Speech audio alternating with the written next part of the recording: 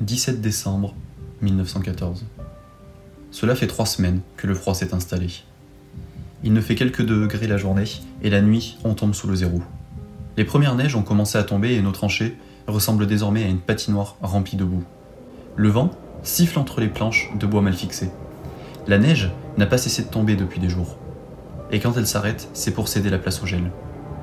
Cette nuit, un de nos gars, le petit Lemoine, il n'a pas réussi à se réveiller. Il s'était endormi en grelottant. Et il est mort, sans un mot. Le dos appuyé contre le parapet, la bouche entr'ouverte. Les tranchées, elles ressemblent à des couloirs sans fin, faits de boue, de sueur, de sang et de peur. On y vit à moitié courbé, toujours prêt à bondir ou à se recroqueviller. On dort peu, et on est toujours sur le qui-vive. On y mange froid, et ça c'est quand on veut bien manger. Sinon, concernant le front et la guerre en général, tout simplement on ne bouge plus, ni nous, ni les Boches. On s'observe, on se jauge.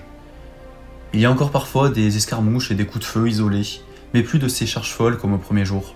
Le front s'est figé, c'est une guerre de patience, d'endurance. On s'est enterré au sens propre. On entend parler de Noël, certains disent qu'on pourrait avoir une trêve, d'autres rient jeunes. Ici, on ne croit plus au miracle. Mais si seulement on pouvait poser les fusils, ne serait-ce qu'une journée, entendre autre chose que les cris et les coups de feu. Ici, j'ai vu des choses que je n'oublierai jamais.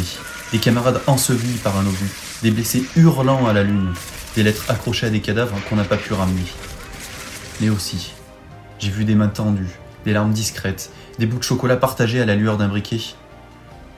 La guerre détruit beaucoup, mais elle révèle aussi. Elle révèle qui nous sommes vraiment. Ce matin, entre 2 tours de garde, le coursier est passé. C'est un miracle ce type. Les bottes pleines de boue, la voix rauque, mais les mains pleines de vie. Et parmi tout ce qu'il a distribué, il y avait une lettre. Enfin, c'était la tienne, Anne. Ton écriture, je l'ai reconnue. Je l'ai ouverte doucement comme on découvre un trésor.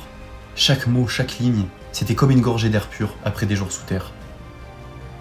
Dans ta lettre, tu me parles du jardin, du chien qui vieillit, des pommes que vous avez ramassées plus tôt cette année.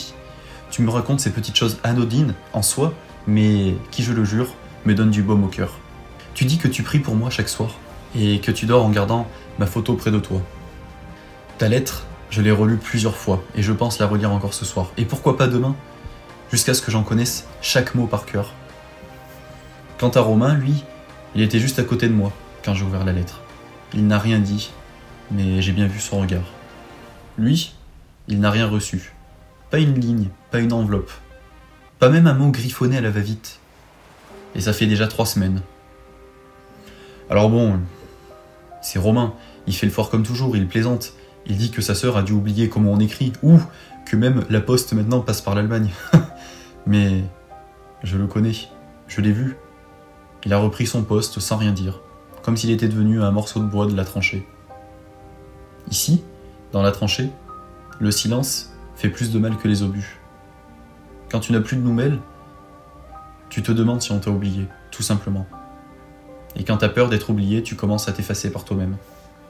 Alors ce soir, pendant que les autres dormaient, je vais laisser un petit mot. Alors bon, quelques lignes, rien de grand ni de poétique, mais c'était simplement pour lui dire qu'il compte pour moi, et pour nous tous dans la tranchée. Que on se bat ensemble, et on tient ensemble. Et tant que je peux, je veillerai à ce que personne ne se sente seul dans ce trou.